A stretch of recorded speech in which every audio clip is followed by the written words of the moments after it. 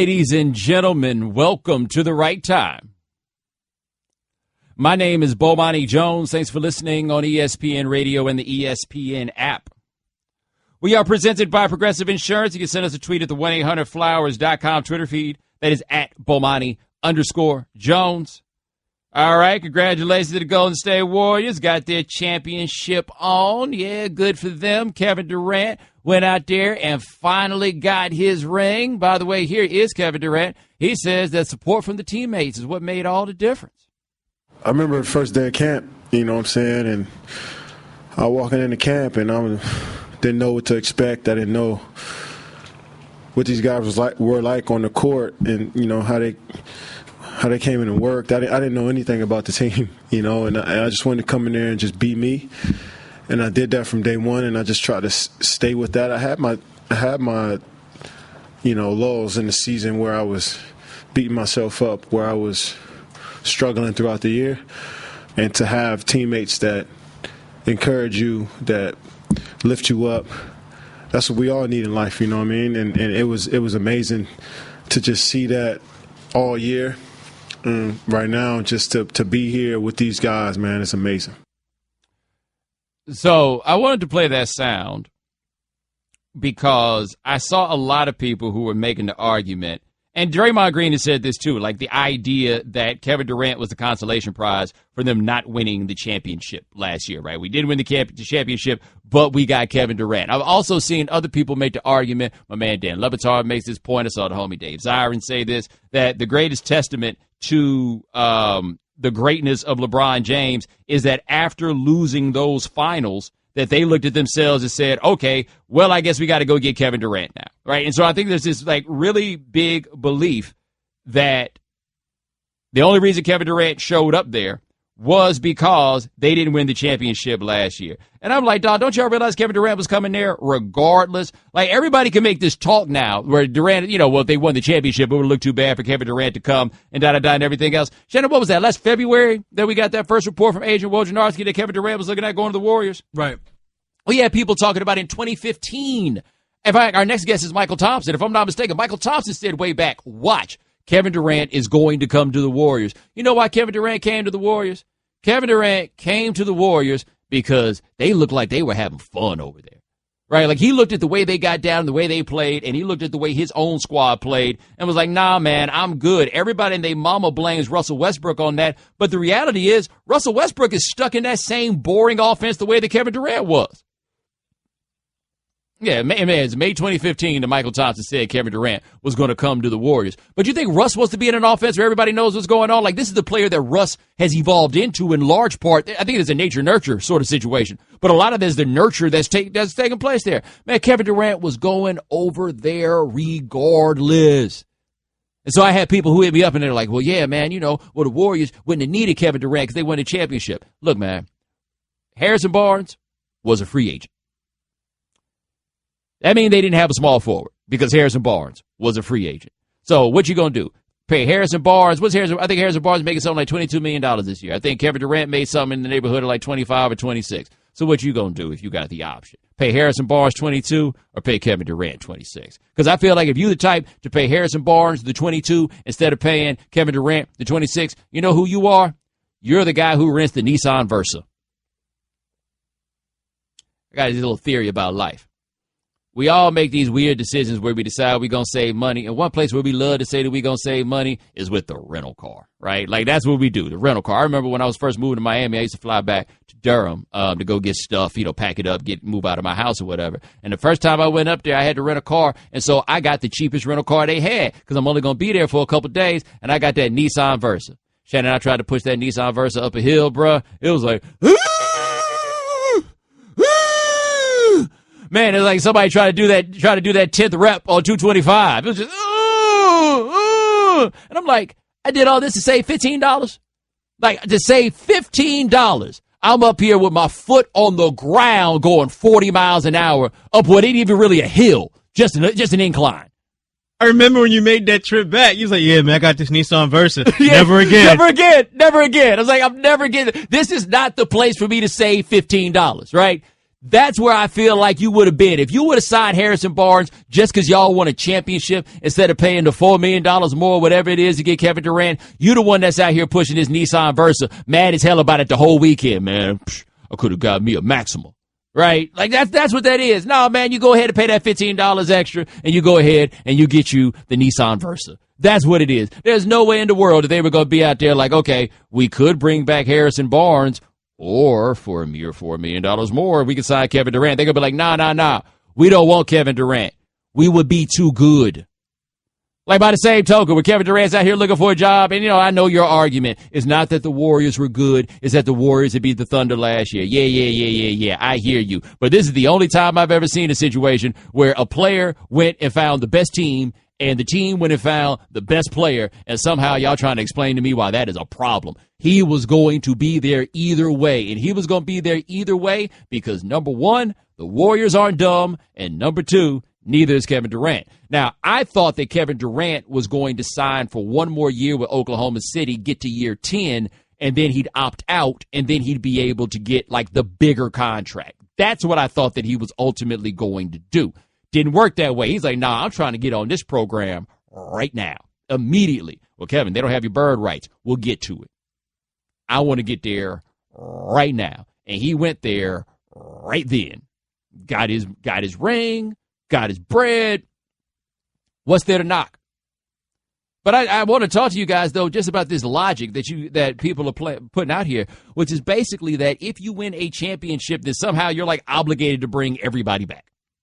So, like, at what position are you allowed to improve after you win a championship so that nobody gets their feelings hurt or nobody say that y'all weak or whack or whatever it is, right? So if they decide to upgrade off of, say, Harrison Barnes and, like, what small forward would have made y'all feel okay with that, right? What would have been all right for you as a replacement? Nah, man, everybody's out here trying to do the best that they can do. And everybody did, and a championship was the end result. And I think that's what makes good front office decision makers, where they can separate the emotion from it. Yeah. I know the big thing with the Cavs last year is we want everybody back. LeBron, I want my brother Tristan to come back. I want these guys. Where you look at the Warriors, they evaluate the situation like, yeah, Harrison, you were great. We drafted you. But, yeah, we have a chance to bring Kevin Durant in, so that's what we're going to do. But also, to be fair, if Kevin Durant had been available, LeBron James would not have been talking about bringing back no Tristan Thompson, right? I do agree with you that people do get emotional, and they make these decisions. Like, I think the Cavs probably needed to make some hard decisions about Kyrie and Kevin Love. Well, it wasn't going to be about Kyrie after you hit that three, but I think they needed to make some hard decisions about Kevin Love, and they did not because they won the championship. Like, totally get how people wind up making those sorts of mistakes. The thing I think that gets lost in this about the Warriors, though, was the Warriors needed another player who could get his own shot. Like at the end of last year, and I think we saw this also in the 2015 playoffs, they just happened to get through it. They only had one guy who could get his own shot, and that was Steph. So if Steph was hurt or Steph wasn't playing well, there wasn't another guy on the roster who could get his own shot. So if you're the Warriors, you're coming out here like, okay, well, we need to find one more guy who can get his own shot. Well, who's available that can get his own shot? Kevin Durant? No, we don't want him. All I need is somebody who can get his own shot. But you got the money for it. All we need is somebody that can get his own shot. No, man, you get the best guy available for getting his own shot. And again, I don't think that was a luxury for the Warriors. I think it happened that they had a need that they were able to fill and then have some luxury left over. I can't knock anybody for that. All right, now, 888-729-3776. That is our telephone number right fast. I do want you to hear this sound from LeBron James. Somebody asked LeBron if he was happy Kevin Durant won a title. Well, I'm not happy he won his first. I'm not happy at all. But at the end of the day, from when I played him in the 2012 finals to now, like I said, experience is the best teacher in life, and he's just experiencing. And, you know, he felt like he needed to reassemble and reassess his career and come here. Getting that first championship for me was like having my first son. You know, just a proud moment. It was something that you never ever forget. And at the end of the day, nobody can anybody say from now on in your career or whatever they say, they can never take away from you being a champion. I just want to know who asked him, are you happy for Kevin Durant? Like maybe tomorrow, not today. All right, now 888-729-3776. That's our telephone number. Coming up next, this Warriors-Cavs rivalry got the chance to be as good as Celtics-Lakers. We'll talk to Mychal Thompson, father of Klay and former Laker, on ESPN Radio, the ESPN app, Sirius XM Channel 80.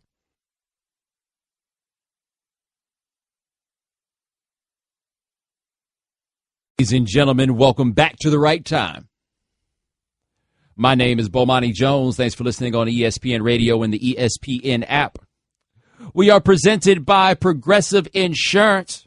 That's the old soul song of the day. Life is too short by Too Short. I mean, I figure Oakland wins a championship. We got to put on a little bit for Oakland. And when the Warriors win a championship, we go a step further. Joining us now on the line, you can check him out on ESPN Radio in Los Angeles. They also tell me that his son plays for the Golden State Warriors. His name is Mychal Thompson. So, Mychal, what's it like for you? Second time watching your son win a championship. I guess y'all are even all rings now, huh?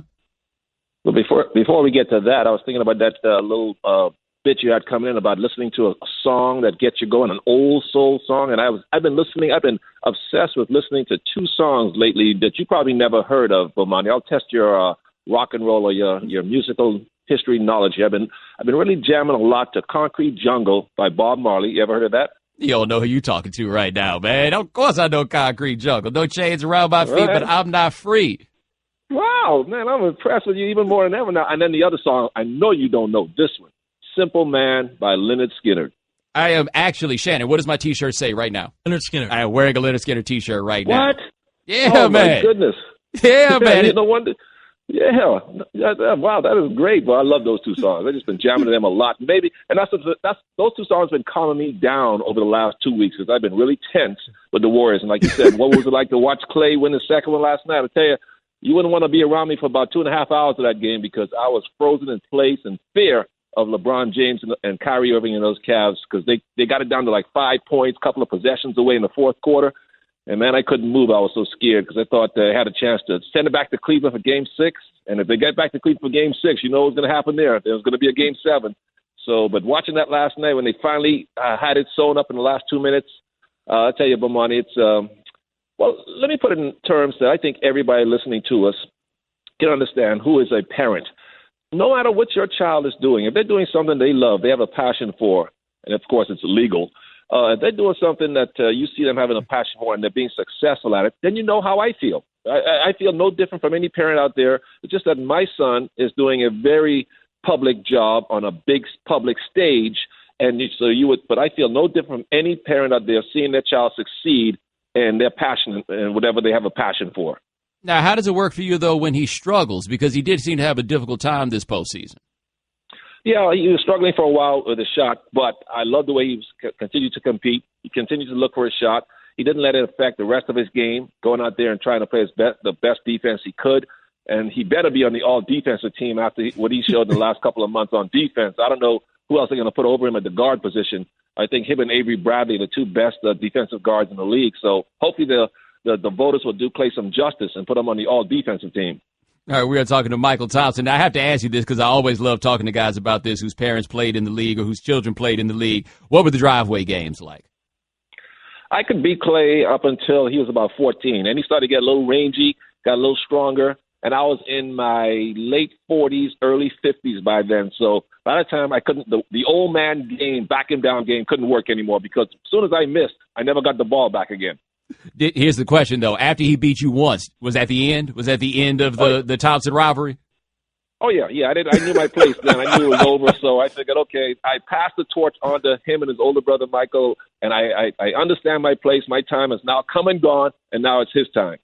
All right, we are talking to Mychal Thompson of ESPN Los Angeles on The Right Time. Now, I'm curious, when you thought about, what did you think the ceiling was for his game? Because he was a bit of a late riser in high school. He wound up being a top 50 player. He was around, I think, the number 10 pick in the draft, which is not where you get a star player normally. Did you think that his end result in the NBA could be what it's become? Well, I got to be careful because I don't want to come off sounding like LeVar Ball, who I love, by the way, but we all know how LeVar is.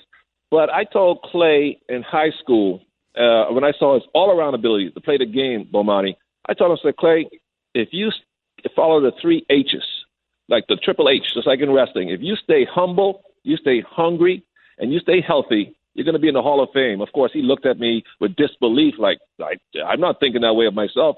But I told him, I said, you are a Hall of Fame player. if you follow those 3 rules, because I saw the talent. How did the University of Minnesota not make an offer with him? Because I think it's interesting with he and Steph, where both of you guys, both your parents played and did not get offers from your father's alma maters, even though you might have been the greatest players in the history of those schools. Bomani, I can identify with Del Curry. Del Curry was calling his alma mater. I think it was Virginia Tech, begging them to take his son, Steph. The coach at the time, we don't want to say who it was, but we know who it was, didn't think Steph was a Division I player. I was in the same position. I called Minnesota. I called SC, UCLA. I called University of Washington, all those Pac-12 schools. I said, listen, man, take my son. He's going to be a 3 or 4 year player. He's not a one-and-done guy, but he's going to be there for 3 or 4 years. He can play. All those coaches didn't think he was a D1 player. So what can you do? We are talking to Mychal Thompson of ESPN Los Angeles. I want to switch gears just a little bit because that 30 for 30 is coming on tonight about the Lakers and Celtics, and that's a rivalry that you were a part of. For you, joining those 1987 Lakers, what was that like showing up on that team? Oh, man, Bomani, I was in the league for 8 years before that. And then when I walked in that Laker locker room and I talked to Jerry West in his office, and talked to Pat Riley when they traded for me, and it goes to another level. Is when you join a team like that, you're already in the NBA. They are supposed to be your peers, but they're really not because they're at a different level.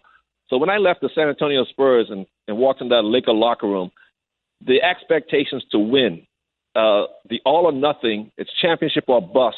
It's a completely different atmosphere, completely different attitude and approach to the game, as it is now if you join the Cleveland Cavaliers or the Golden State Warriors. You walk into that locker room as a new player coming in, you are expected to produce, expected to follow the lines, and expected to win. Now, how quickly did you get onto the expectation of hating the Boston Celtics? Oh, I always hated them because I grew up a Laker fan watching Jerry West and Will Chamberlain. So, of course, the Celtics were their big rivalry. So even when I was in the Bahamas as a kid, I was always a Laker lad. I loved the Lakers ever since then. And even when I played against them, I had so much admiration and respect for Magic and Jamal Wilkes and Norm Nixon and Kareem and the whole gang you guys all know about. So I always was more of a Laker fan than a Celtic fan. And before I even joined the Lakers, when they met in the finals, oh man, I was pulling for the Lakers as if I was in that locker room. We're talking to Mychal Thompson of ESPN Los Angeles. So I got to ask you, those 88 Lakers against these Warriors, who you got? I got to be careful because Magic's the mayor of Los Angeles. He could have me exiled, so I got to be careful how I answer this. Now, listen, I believe we could beat them. I really do. Obviously, Magic said he believes we would sweep them. But the great champions like Magic, they all think that way, that they're not going to concede to anybody.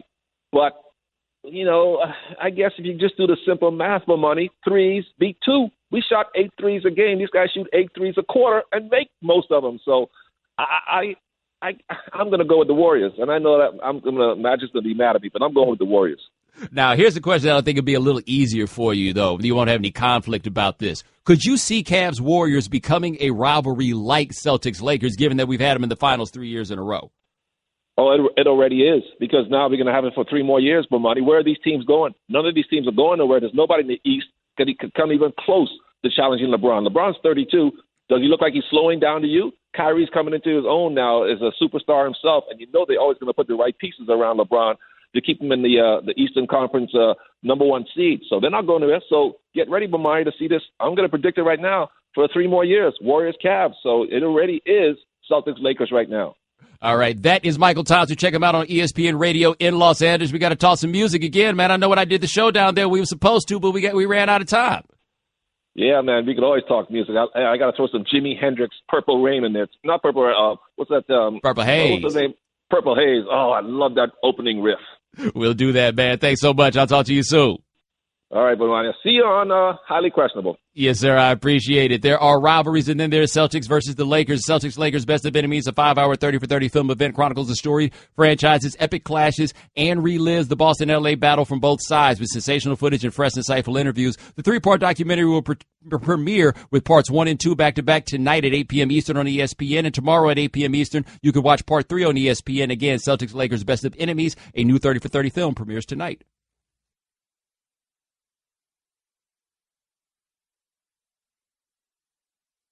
And now, insurance-minded speeches from Geico. Hardship. My grandmother would go through it every month to pay her insurance bill. First, she would handwrite a paper check, in cursive. Then, using her own tongue, she would wet a stamp for an envelope. Today, however, we need not weary our hands and tongues. Today, we can pay our Geico bill with the Geico app. Away with hardship, in with bill pay on the Geico app. Thank you. Ladies and gentlemen, welcome back to The Right Time. My name is Bomani Jones. Thanks for listening on ESPN Radio and the ESPN app.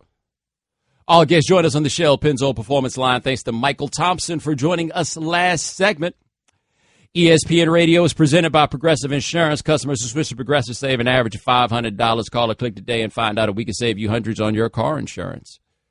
888-729-3776. That is our telephone number. That was fun with Mychal Thompson, even though he ain't know who he was talking to about that music.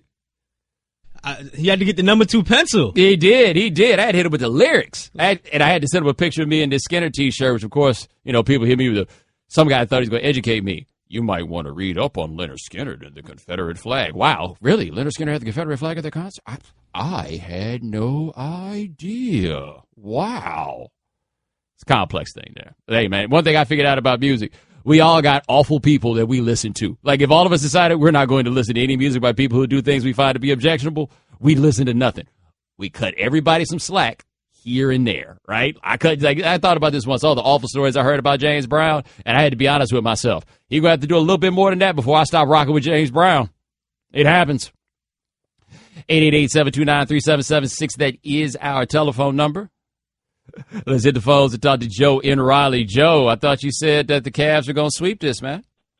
Well, my friend, how are you today? I am good, sir. I am not good, my friend. I'm not good at all. We go back to 1980s when Ric Flair was getting jumped by the Russians and Dusty Rhodes came in to help. And what did Dusty Rhodes get for his helpness? What did he get for his gratitude, like LeBron James coming back to Cleveland, helping the league, helped save the league? When Michael Jordan retired, what does LeBron get? He gets jumped.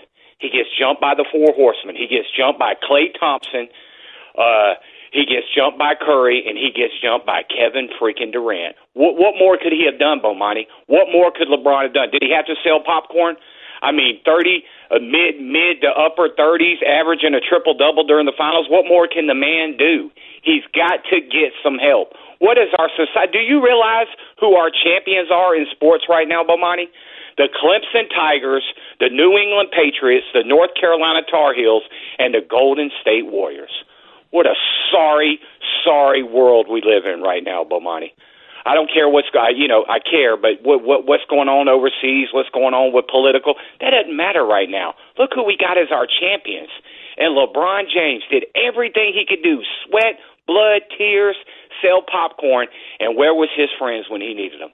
If I'm LeBron, I don't care if he comes to Fayetteville, North Carolina, Atlanta, Georgia, to the Lakers, whatever that man's got to do. That man did everything in the world, and he gets jumped in a parking lot and can't do anything about it. This isn't on LeBron James.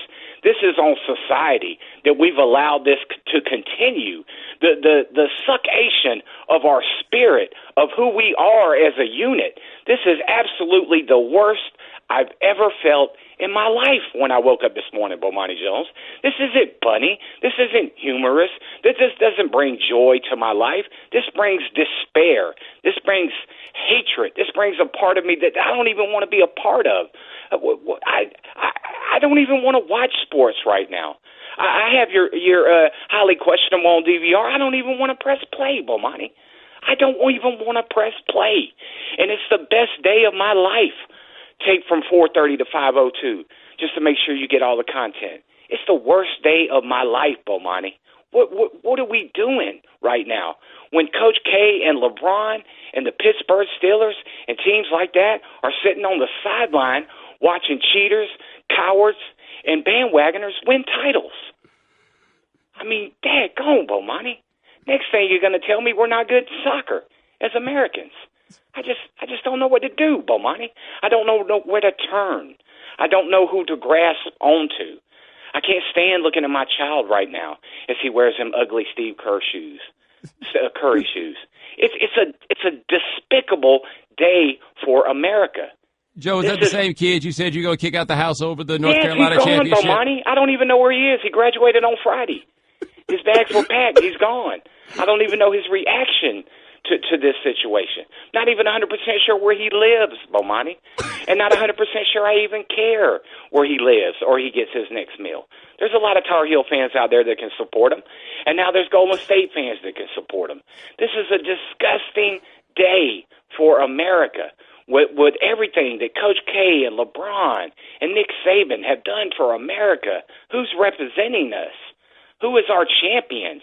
How do you look at your child and tell them everything's going to be all right? Everything's not going to be all right, Bomani. It's not. It's a sad, sad day. And we need NFL football. Maybe it can save us, but I'm not sure even that can do it, Bomani. I'm not even sure that can do it. Joe, I'm wishing you the best, man. You know I'm always wishing you the best. Thank you. I know you and Shannon are there for me, but I don't even think that's enough right now, Bomani. I don't even think that's enough. And I never thought I'd say that out loud in my life. Joe, you haven't sounded this down since North Carolina won the championship in 2009. One thing I love about you is your memory, but it's not helping me right now, Bomani. And I appreciate that. Why don't we put a link like we did last time when you embarrassed me on national TV? You know? I didn't embarrass you. Enough is enough, Bomani. I'm out, man. You signed up for the bet, Joe. You did that to yourself. I understand that, but you didn't have to take so much joy from it. I was trying to promote my radio show. Enough is enough, man. Enough is enough. Hold me and wave your hands over your arms. I'm done, man. I can't answer the bell. I can't answer the bell. You'll be back. And that's a sad day. You'll be back next season, Joe. Oh yeah, I want to be back. That Coach K tattoo ain't going nowhere, but still, it's a sad, sad day. Not only for me, but for America. And I've had enough, Bomani. I've had enough. You're my man, Joe. I appreciate the call. I do, but end the call now before I cry. Okay. 888-729-3776. That is our telephone number. Shady, you weren't ready for that, was you? I wasn't ready for that. I figured when they told me Joe was on the line, I thought about it. I was like, wait a minute. LeBron and the Cavs lost the championship. Yeah, I don't even know what specifically Joe wanted to talk about, but we're going right to Joe. Yes, and poor Joe. He had to get it out, though, because Joe's not a big tweeter. He's on Twitter, Joe and Raleigh, but he's not a big tweeter. Usually I say, tweet it out. Get it out the system. Joe had to do that professional wrestling shoot interview just now. Yes, he did. And, by the way, my radio show is much better for it. Much better for it. By the way, we got a dispatch here from the Kobe stands. They have to be very happy after seeing LeBron lose that one. Like, I guess, they're the same state, but the Lakers and Warriors don't have any sort of rivalry. I wish they did have a rivalry, though, so we could see what the Kobe stands would do, like how torn they would be on what side they should pick, because, I feel like, though, the Kobe stands root against LeBron harder than they ever rooted for Kobe. That's the thing. They don't really dislike the Warriors. Like you said, there's no real rivalry between the Lakers and the Warriors, so they can care less. It's all about LeBron and LeBron not and LeBron and his conversations with LeBron and Jordan, yes, and the disrespect that they feel as though Kobe's received in this whole LeBron Jordan conversation. Well, tell me this: do the Kobe stands root harder against LeBron than you used to root against Kobe? No way. Not even close. 888-729-3776. That's our telephone number. Coming up next, we'll catch you up on what you haven't heard today about that Game 5. You're listening to ESPN Radio, the ESPN app, Sirius XM Channel 80.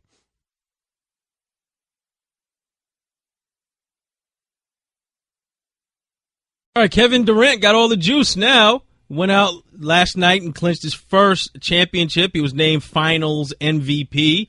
And if you haven't heard, here's Bomani Jones earlier today on The Right Time discussing whether or not the NBA is now Durant's league. I can't imagine someone as good as Kevin Durant from a previous era really wanting to be like, yeah, I mean, I could carry a team, but who wants to do that? And I got no problem with him for the fact that he made that decision. Like, I'm not casting it, there's no judgment that I'm raining upon him because that's how he feels, right? Like, I'm not. But that is how he feels, So when we say, hey, man, the league's not going to be Kevin Durant's, I don't think Kevin Durant cares because Kevin Durant doesn't even care if the Warriors are his. Now, take LeBron James, who by definition would count as being a millennial.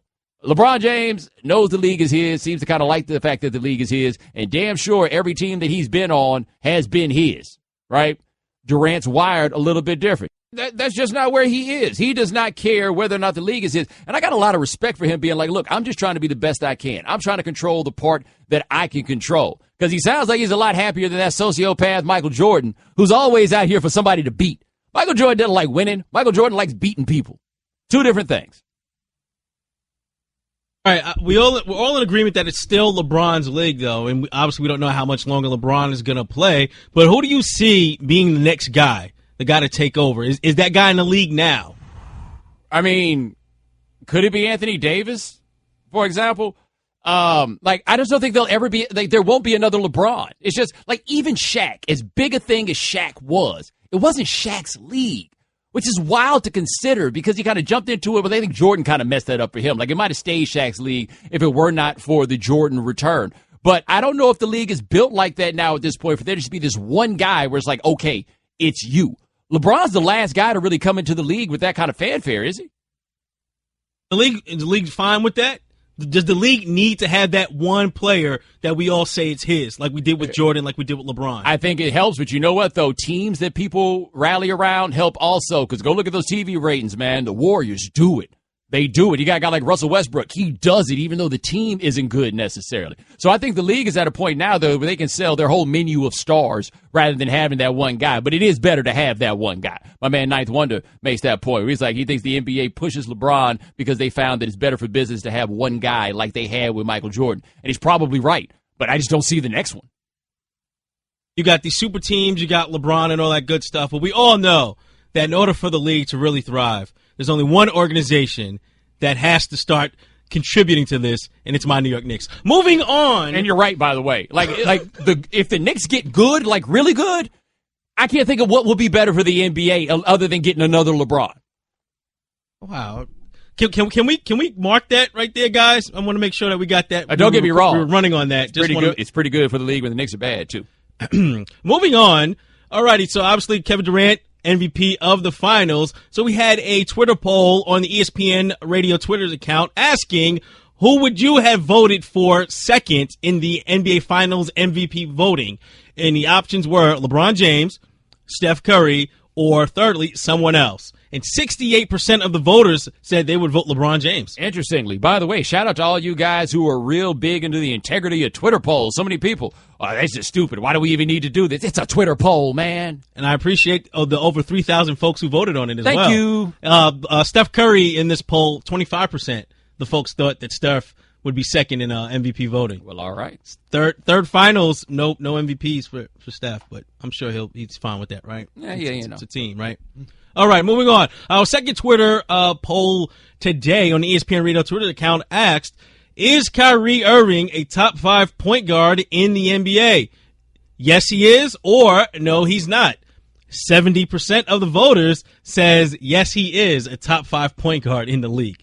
Interesting. I'm shocked by that. Well, yeah, I mean, I don't know how many people really tried to count it out because it sounds crazy when you watch him play to say to somebody else that he would not be in the top 5. Somebody tried to tell me that Kyrie was one of the top 5 players in the NBA. I'm like, you weren't one of the top 5 players in this series.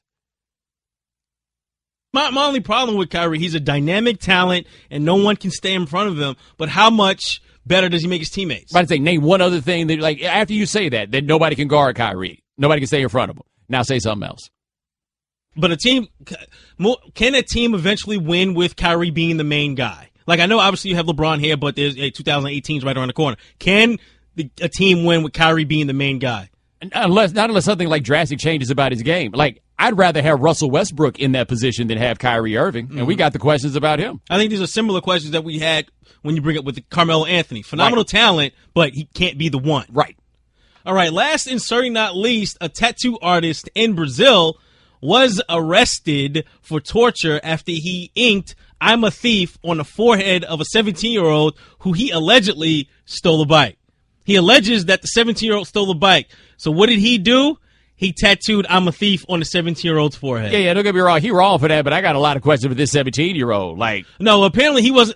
Someone else held him down. Really? Yeah, someone else held the 17-year-old down. Then the tattoo artist tattooed "I'm a thief" on his forehead. It's not enough to get the bike back? Exactly. He tattooed it on his forehead. If this is about the bike, y'all got the bike. How about, why's it got to be on my forehead? How I'm supposed to get a job now? Right. But ladies and gentlemen, thanks so much for joining us here on The Right Time. We do this every weekday, 4 p.m. Eastern. Shannon, Steven, Mike A., thanks so much for joining. Oh, yeah, whatever. Jalen Jacoby coming up next.